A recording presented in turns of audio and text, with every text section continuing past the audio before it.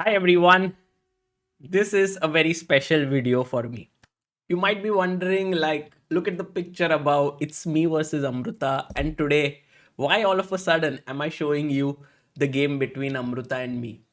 Well, because 16th of July, that is today, is a very special day in our life of both Amruta and me. 16 years ago in 2008, this was the day when Amruta proposed to me to be her boyfriend. So it was very nice. And in fact, we immediately after this happened met each other in Mangalore. And this was our first picture together. This is back in 2008 in near the Mangalore beach. And in 2013, we both got engaged to each other on the same day, 16th of July. So this is our picture from 2013, and we had the chess king and queen as rings for each other. And yeah, this day has been very special. In fact, I would say it is much more special to us than our wedding day, which is 5th of February, because this day is like from where it all began back in 2008. So today, when I woke up, I was like, I want to share something with all of you.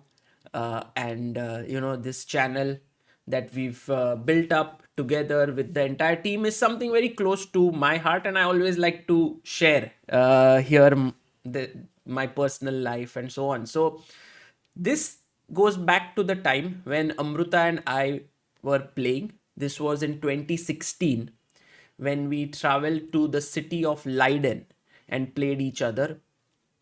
And this was the final round in the Leiden Open. And actually, I can show you a couple of pictures of Leiden. So it's a beautiful town, like maybe one of the most prettiest town we have seen. And we would cycle there because we would cycle to the tournament venue. And Amruta and I had a great time. We both played pretty well there. This is, by the way, near the Max Euwe statue there in Netherlands, but it's in Amsterdam. And finally, in the last round of the Leiden Open, we faced off against each other, and it's never a very pleasant feeling to face someone with whom you are traveling. You both are rooting for each other, and here you are pitted against each other. I'm sure many of you have felt this way when facing someone close to you. Could be your family member, could be a friend, and so on. But Amruta and I had this one kind of feeling which we never discussed it. It was always an unspoken thing that we will fight against each other, like on the board. We will play the full game. We will not accept a short draw. And so the game began. I was white. I started off with d4, knight f6, c4, e6, knight c3, bishop b4, the Nimzo Indian. I remember that back because it was the last round, the round started early in the morning, so you had very little time to prepare. I went through the opening encyclopedia that I had back in the day and looked at one opening, which I knew Amruta's repertoire in and out. So I wanted to play something that we hadn't ever discussed. So it's a fresh position, like something that I have not really tricked her by seeing something more in a line where she has also helped me and so on. So bishop d3, d5, knight f3, c5. She used to love playing this castles. And here she went knight c6. Maybe the more accurate move order is to take, and play knight c6, which is also a playable position. But she went knight c6, and this allowed me to give her an isolated pawn after take. She took back with the pawn. I took, bishop takes, and h3. And this line was quite popular back in the day. And the funny thing is, I liked my position because I'm a very positional player, and Amruta liked her position because she's aggressive and she has all these pieces open. When you have an isolated pawn, you have more space. So she went queen e7.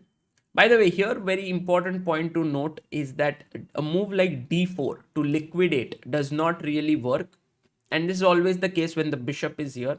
The move knight a4 is very irritating, and then you manage to win a pawn. So she went queen e7. She has no idea to look liquidate or anything. She loves such isolated pawns. She wants to put her knight here and attack. I went b3 because I have to develop my bishop. Rook came to d8 and again bishop b2. And if you look here, the bishop is keeping an eye here. And when the knight jumps in, these two pawns become weak. And these are the key pawns because your bishop has moved here. So I have to be very careful when dealing with this position. And Amruta came in with her knight. Okay. And this is getting very interesting now. So I played my knight back to e2 because now I have full control over the d4 square. I can put my knight here. I was expecting Amruta to go bishop f5 and finish her development, but she played a very interesting move here, knight to b4. And I was like, what is this, Amruta? What are you doing? Because you are attacking my bishop. I know this is an important bishop. I will go back, then I'll kick you away, then I'll kick you away, then I'll put my knight here. What did you gain? Okay, I went back first. And here Amruta showed her creativity. This game, I really admire Amruta for her creative energy that she showed over the board. She went a5. I was like, wow. She even weakens the b5 square. What is she doing? I kicked the knight away. And I was expecting her to go back here. But suddenly she went knight a6. And so these moves were starting to get a bit confusing for me. I was like, I'm not able to understand what's really going on. And so here I went knight f4. It was also possible to put the knight on d4 here. But the problem with this knight on d4 is that it looks very pretty and nice, but it often stops you from attacking the pawn. So, this is the conundrum. When you use the square in front of the isolated pawn, you are blockading it beautifully. No one can move it from there, the knight. But you're not able to attack the isolated pawn. So I went knight f4 and I wanted to attack it with the knight. Now I'm trying to win a pawn here, very important pawn. And she went knight c7. And then I played my other knight to d4. And here Amruta showed her creativity. And now if she was here besides me, which I think she should have been here while recording, but I wanted to just relive this moment alone. Maybe someday I'll analyze with her. She loves this thing called Mujhko bhi tu lift kara de. This song she sings, and yes, rook a6 was the move that was played here. Very interesting move, very creative move. And the rook is going here. You can see already the bishop is lined up. The knight is looking here. The queen can join in. It can become a dangerous attack. And so I played queen d3. My idea is that I want to now take, and pick up the knight on e4. And I loved the move that Amruta played here, which is rook e8. Again, just calmly, she believes in her attack. She knows that the attack is coming. So she's calmly taking care of all the threats that I have before that. Here I played a move that the engines like, but I think humanly it was a little bit dangerous. I put my rook on c1, putting pressure here.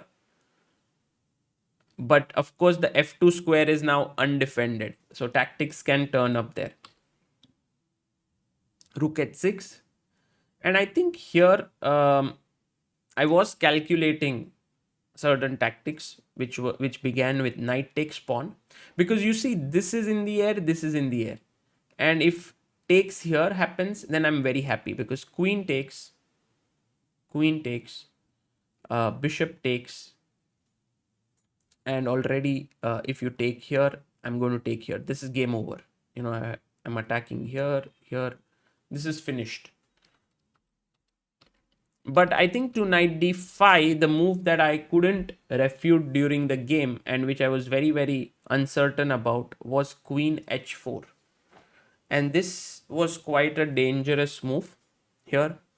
But I guess if I played this game now, I would have definitely thought about this. Queen takes e4.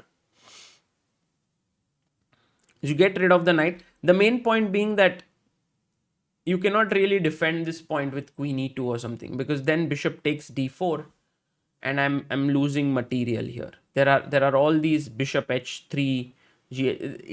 It's a mating attack that's coming up. So I take here, safe side, just take. He must take with the rook.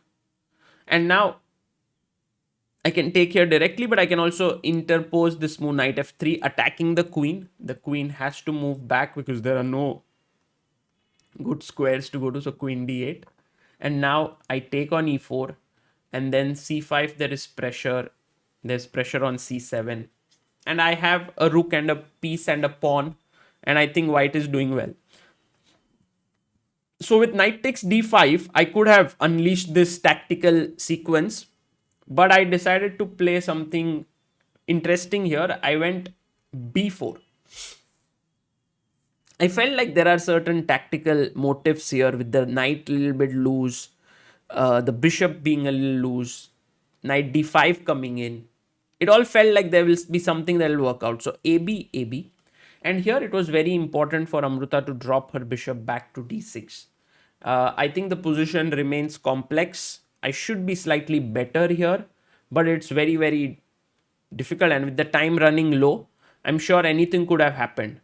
But she here blundered with bishop b4. And I think it's a good moment for you to ponder what would you do here as white to play. So there are two good moves. Uh, the first and actually the best move is rook c7, and I actually thought about it. Rook c7, queen c7, and a very nice double attack now, which is queen b5. You can also think about knight d5, by the way. It's also a good move here. And then you want to pick this up. I guess this is also a playable variation, because if queen d6, I have knight b5. And if queen c5 here, then I have knight c7. And I'm doing very well in these complications because the rook is hanging and then the e4 knight is hanging. You can't save everything. But I guess queen b5 was very, very clean, attacking here and here. And if he goes here, then if she goes here, then knight d5 wins. So somehow I missed this chance. Also, I think knight d5 wasn't so silly here. Knight takes d5, knight takes d5. And now queen takes e4 is definitely possible, because in the end c8 is hanging. But you can also begin with rook c8, and knight f5. Attacking here and here. Queen e6 takes on h6, gh6, queen e4, bishop e4. And I am better here, good, excellent winning chances. Equal material, but the two bishops are superb. I played a very passive move here. I went knight f3, attacking this pawn. And here Amruta could have saved herself from everything by just going rook c6. And I would have been like, oh my god. Because the main point is now rook takes c7 ideas have been stopped. So this is now black is back in the game in a big way. But Amruta blundered here. She went knight f6, which was a mistake. And this is where I now calculated the win. I took queen takes, bishop takes. Actually, this check doesn't do anything much because I simply move my king away. So gf, she took. Okay, she could have taken rook takes, but then there is, I mean, not knight d5 because there's queen c1, but I have queen h7 check here. King f8, check. King here, check. And this is hanging, and later on the queen is hanging, so it's a winning position. So gf6 was taken. I played queen b5 here, which is again a very important move. And the point, of course, was that if check here, king h2, there are no checks here. Because imagine that if I had begun with knight d5, then there is queen c1, king h2, and just bishop d6 back, and black is winning. So I had to play queen b5. She went rook e4. Maybe there was queen e7, but I would have taken knight d5. So she went rook e4. I took, pawn takes, and now I had a choice. I mean, I did not like queen here because e takes f3 and my king is a bit weak. So I decided to move my knight to d5. But okay, knight d4 I guess was the strongest. Very powerful knights. My king is safe, her king is weak. Rook can enter, queen is threatening all this. So this would have been pretty strong. Also, by the way, a check, king king g7 and taking here was possible, but after bishop d6 I think black is happy. I think this pawn on e4 is very good for white to keep. So knight d5 I played. She went queen d7. Taking here does not make sense, so I went queen b4. There's still tactics in the position. Queen takes d5, and now knight d4. And this is the great moment where all my pieces are superior to hers, even though she's a pawn up, and is completely winning position. b5 was what she played. I went rook a7. Maybe I don't know why I played this. Rook c1 looks tremendously strong, attacking the bishop. If she goes bishop d7, I can go queen e7 with the idea of rook c7, and she has, because this rook is out of the game completely. Here she should have brought the rook back into the game after rook a7 by playing rook h5. Very powerful move. And I think I would have been, again, I would have had to play all the way again to win this. Not easy. But she went king g7, and this helped me. Rook c7. I found this good move, attacking the bishop. She went bishop h3. I think she freaked out here. She could have played bishop d7, but then I had queen e7, which was very strong. She could have played bishop e6, but I think I was planning queen c5, trading, threatening knight f5. And if she plays here some other move like queen c5, I have knight e6 and I win this. So she took, I took back, she gave a check, I played king f1, and she took here. And this is where, guys, the final move, white to play and win. Knight e6 check, and it's a fork, and I went on to win this game. So very, very interesting game, I would say. A very fighting encounter, also very well fought by Amruta. She did not give up till the very end, and this was how we used to play. We fought, and I wrote something after this game which I want to share with you. This was a Facebook post back in the day, and I've written, when you open the tournament website to check the pairings and see yourself paired against your better half, it is quite a distressing moment. You have traveled thousands of kilometers to play against different opponents from different countries, but there you are paired against your own wife. A game that you could very well have played in the comforts of your home. At such points, it is possible to take the easy path, decide on a draw, put your mind at ease, and just enjoy the day. Why go through all the stress and nervous tension of playing against someone you love and facing the unenviable task of trying to win against them? But that is not what chess teaches us. The game of chess teaches us to struggle, to be in uncomfortable situations, fight them, and become stronger. That is exactly what Amruta and I did in the last round of the Leiden Open 2016. We spent a good time before the game and went to the board together.